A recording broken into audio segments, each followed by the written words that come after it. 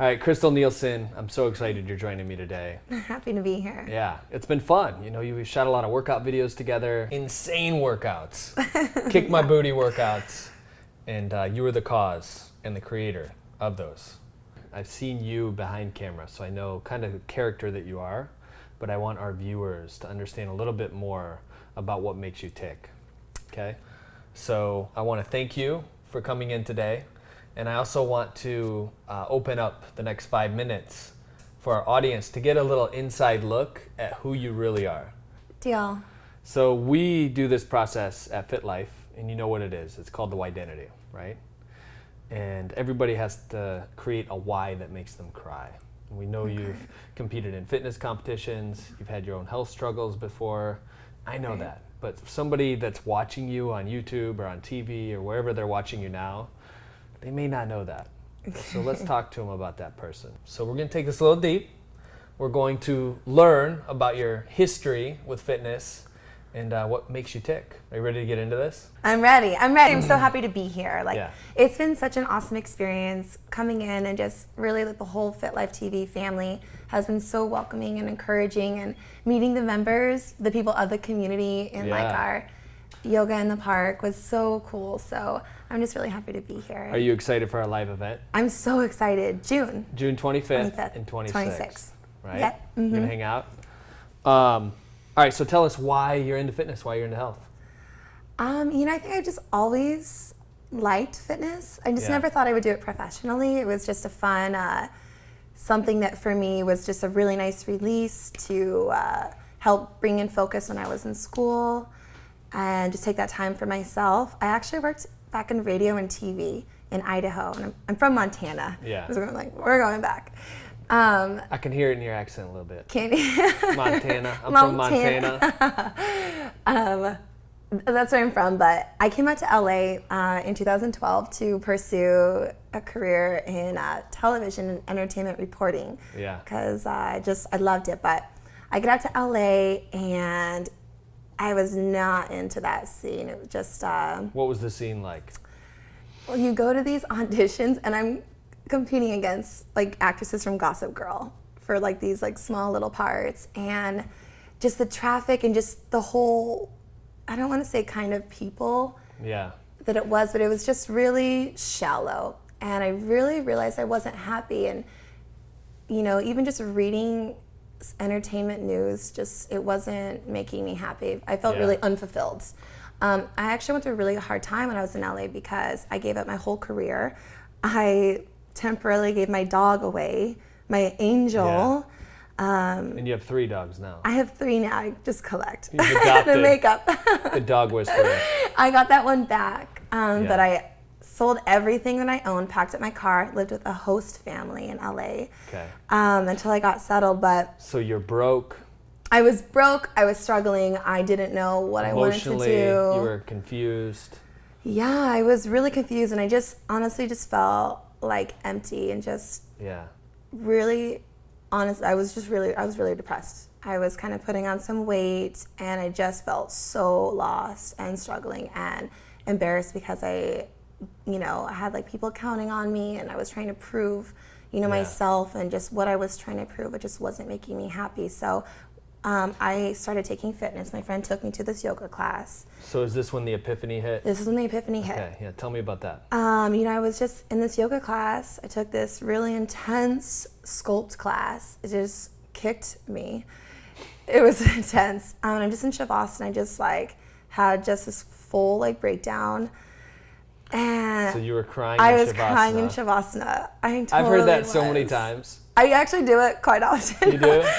Because you just get to this point where you just break your body down and your mind, where you just can't have that negative chatter, that negative self-talk, and you just lay there, and when you break everything down, you just have those answers, that internal, that little self-conscious kind of just come through. It gets that voice, and I just realized this makes me so happy and gave me purpose. So I started working out a lot, taking the yoga, working out, and it just really, I gained control over my life. I felt amazing. I was looking better, which was boosting my self-confidence. And just the people who had brought me into that fitness where I looked up to so much that I realized that I wanted to be one of those people that could help someone in who was kind of struggling or a little lost and show them how taking control of their personal life, whether that was in yoga or working out, that. So what does it feel like when you help those people? It feels so rewarding. I work privately and then I work in group settings, but just when I have these people that I'm sometimes even meeting for the first time, to have them come up to me and divulge just personal information, just automatically instilling like that trust in me, is so rewarding, and it brings me back to why I started and why I'm here, and it makes me just so happy to. So that's individual level. What's it feel like knowing that now you're on this path to work with FitLifeTV and the team and I, knowing that that ripple effect is going to be expanded a million times over, because we're doing it in a multimedia sense, right? We're filming. I have people come up to me all the time in Whole Foods, farmers markets, anywhere in the world. I was in Hong Kong. People coming up, they're like, "Hey, I watch your Saturday strategies." So cool. They kind of have like this British accent in Hong Kong. They're like, they have a British accent in Hong Kong. Yeah, because it used to be a colony of Britain. Hong Kong did, yeah. So they're like, "Gee, Canole, I love your videos, man." So what's that gonna feel like a year from now for you, knowing that that same thing is gonna happen by people transforming through your workout videos?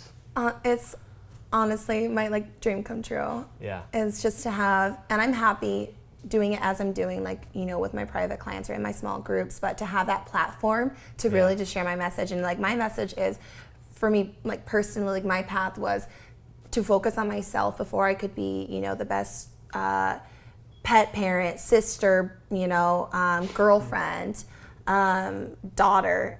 Yeah. That I wasn't happy with myself, and for me, turning that focus inside and really just focusing on what made me happy, not even just happy, but fulfilled, what gave me purpose, doing what I loved, and that completely led me to a new path in fitness. So just to be able to share the message of focus on you, get up, get moving, be the best you before you can be the best, whatever you need to be, in your life. Yeah.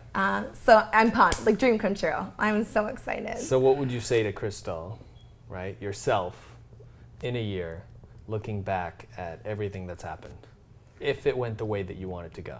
Yeah, I think, and I tell this, I just told my little brother, always just be true to yourself and what you want, because any decision you make at one point, you really wanted it. So I just want to help as many people as I can and inspire through my actions. Cool. So this is one of my final questions, but if all the memories you had were erased, right? And you had no recollection of anything that's happened in your life, but at this moment in time, say 30 years from now, you reached in your pocket and you pulled out something that had 3 rules that you had to live your life by, right? What would those 3 things be on this sheet of paper as you pulled it out of your pocket? Oh my gosh, put me on the spot. 3 rules to live my life by. Yeah. I'd say don't sweat the small stuff. Don't sweat the small stuff. Be true to yourself and just enjoy the ride. Enjoy the ride. Yeah. Just have fun. Not take it too seriously. Don't take it too seriously. And I know serious things happen. We all go through them. But you have a conversation with someone and have a real conversation. Don't just ask, "Hi, how's the weather? You see that game, or you watched The Bachelor last night?" Ask them heartfelt questions and just get to know people. Yeah. And I think you'll find that it is all really small stuff. I love it. In the end. Well, thank you so much for being a part of our team now. Thank you. So happy to be here. Yeah. So happy to be here. Thank you for assisting. I just want to honor you in this moment because your ability to connect with people through physical movement is unparalleled to a lot of the coaches, trainers, and stuff that I've worked with in the past. And the way you do it on media is very inspiring. Thank you. So I'm excited to see the transformations take place and kind of the unfoldment of what happens during the next year. You have a very contrite, pure heart, and I think that will emanate throughout people's iPads, computer screens, TV, tablets, and that's something you really feel. So people need to feel that when they're working out. They do, and just to remember, when it gets hard, and it's going to get hard, and what I really want to do here as part of this community and reaching out with people is find ways to reach those goals. Like, and Yeah. set them out, setting like those smart goals, you know, specific, Yeah. measurable, attainable, realistic, timely. That's kind of the format of it. And really help people involved as a community just, Yeah. you know, get stronger. So we're both going to be at the live event. Yeah. Are we going to teach a boot camp? Totally. We're going to do that? Yeah. Get everybody Definitely. toned up? All right. I'd love that. Cool. As we always say, remember, we're in this together. Thanks for having me. Happy to be here. Thank you for coming on.